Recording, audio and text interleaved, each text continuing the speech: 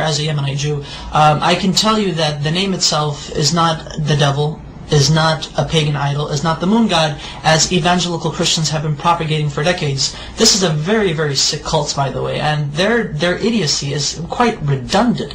I mean, I can't even imagine if people would actually teach themselves these things and flatter themselves with these things, and at the same time claim to support Israel, when in actuality in Israel we say Allah, we say Yallah, we say these terms, these phrases are understandable to our understanding, that they are not in any way, shape or form to what they say, to what evangelical Christians say is basically the devil. No, we understand what the name Allah means, what it signifies. Take the dictionary of the Hebrew language. I take the dictionary and I actually took the name of God, which is, through etymology, is the three letters Aleph, Lamed, Vehe.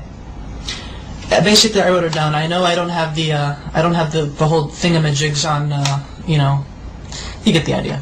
So basically, Aleph, Lamed, Vehe, this in Hebrew means, well, see, that's the thing. Without the vowels, because the dots, the nikud, the dots, are the vowels right here, these are vowels beneath the letters, indicate how the word itself is to be pronounced. So I'm going to block these right now for a second, but I'm going to show you.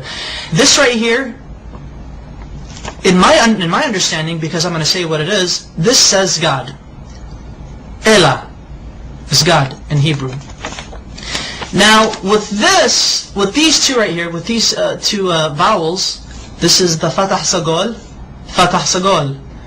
This would indicate that this would turn the word God, which without these vowels it would be God, Elah.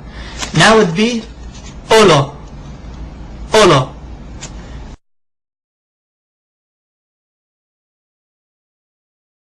Olo means a curse, an oath, or a covenant. Christian evangelicals love to use this. They like to say, but you see, Allah, with these vowels, indicates that Allah is a curse. Therefore, the Muslims are worshipping an evil God who was a curse onto humanity. These evangelical Christians, they're nutcases, they're nutbags. And I took it upon myself further to actually see how they got this idea that Allah, the Arabic name of God, is a curse, and more recently is the devil. I don't know how they do it, but they do it. Allah is not the devil. God forbid. May God even forgive me for saying such horrible things. But here's the Hebrew version of the Arabic name Allah once it is written in Hebrew. The Arabic name Allah has 4 consonants because Hebrew is like Arabic. It's almost similar. Same alphabet, same thing, just different script. This is the Arabic name of God. This is how the script is. This is when it's connected, because Arabic is a cursive language. This is the connected form, but however it is 4 letters. 1, 2, 3, and 4. I'm going to have to baby you guys into this. Now this is the name of God, Allah, in Arabic, but broken up. So that way each letter is given its position. This is Aleph, this is Lam, this is Lam, this is Ha. So Allah. Okay. Now this right here, Allah in the Arabic script, this is how it would become rendered in the Hebrew rendition. That way, Allah in Hebrew would be Aleph, Lamed, Lamed, He. Okay. Now, how do we get this? Which this right here, this basically means curse. And the only reason why this means curse because of these 2 vowels. There are 7 letters in the Hebrew language that look like this, that have these 3 consonants. There are 7 Hebrew words in the Hebrew language that have these 3 consonants, and they're both the same. How do Hebrew-speaking Jewish people or non-Jewish people know? How do they differentiate? How do they know when a curse means a curse and God means God? Because this right here, without the vowels, this literally means God. This right now I'm just God. This says Elah, Elah. Now with the vowels, it means Ola, which means a curse. Look at this right here. I'm actually going to write down the proper Hebrew name of God with the correct pronunciation. This is how we know. This is how we could tell when God is God and when the letter represents, or when the word is God, or when the word means curse. Okay. There we go.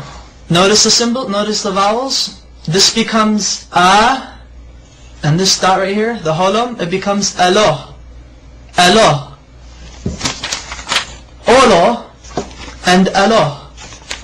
Olo. Allah. Can you see the difference? This right here, though they have the exact same letters, Exact same letters. Everything is rendered the same thing. However, the use of vowels in the Hebrew language allows us to make distinctions between the understandings of what the words mean, what they imply. This may mean curse, but this at the same time may mean God. Okay, that's fine. In Arabic, God can also be written without using two L's. So it could actually be Alif, Lam, the He. So, Ilah, which is the exact same thing as Allah.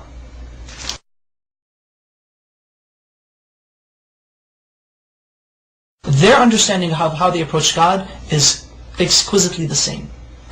We do not share the system of belief with Christians that they and us worship the same God. No, we do not. So help me God. But Christian evangelicals do not worship the God of Israel. They do not worship the Islamic perspective of God. Maimonides, one of our greatest philosophers in Judaism, as well as a religious philosopher of Judaism, has quoted extensively in his beautiful Igeret Teman, or the Epistle to Yemen, in which he was basically teaching and basically answering many questions brought forward to him. The Jews of Yemen asked, what is your position of Muslims? Are they considered idol worshippers? Are they considered paganists? And Maimonides said, the Muslims, the idolatry has been removed from their hearts. A Muslim does not know idolatry, he does not know paganism, he has no form of whatsoever of any grain left in his heart. Therefore it is permitted unto a Jew, when he enters a land where he cannot find a synagogue, that he is allowed to pray in a Muslim mosque. He's okay, it's fine, it's okay. Hey, I can go to a Muslim mosque and pray if I have to, if I can't find a shul. However, Maimonides says, be careful. If a Jew enters a land where there is no mosque or a synagogue, then he is forbidden to enter a Christian church if there is one. Do not pray in a Christian church. And the reason why is because Christians do not worship the same God we do. They worship papakat. They are idolaters. They are called avodah zarah in Hebrew, which means idol worshippers. So exquisitely said, so wonderfully stated. Oh my goodness! And you know, it's quite interesting that unfortunately there should be more Jews actually stating the facts as it is. That Muslims and Jews and Muslims, we both worship the same God. No matter what these crazy evangelical Christians are saying, they're basically nutbags. Whatever they say, they just try to come up with exceeding lies, redundant lies. The type of lies that only a child in the kindergarten could easily make up. And emphasize that Arab Christians, and this is what's also funny, and thankfully I remembered this, because this is what I really wanted to say, get a load of this Christian evangelics. I should refer to you guys as evangelics. There are actually 20 million Arab Christians in the Middle East today, as well as the United States, as well as around the world.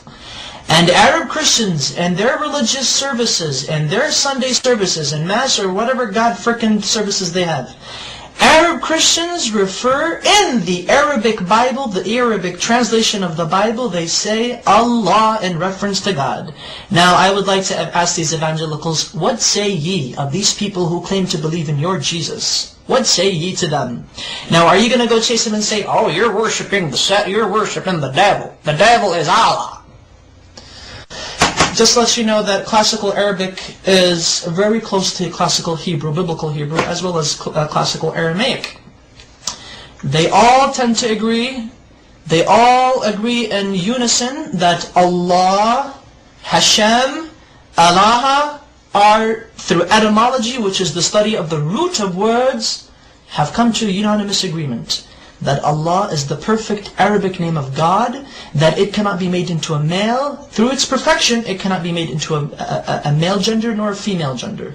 Rather, it is a neutral personification, not personification, but rather a neutral attribute to God. Such wonderful history.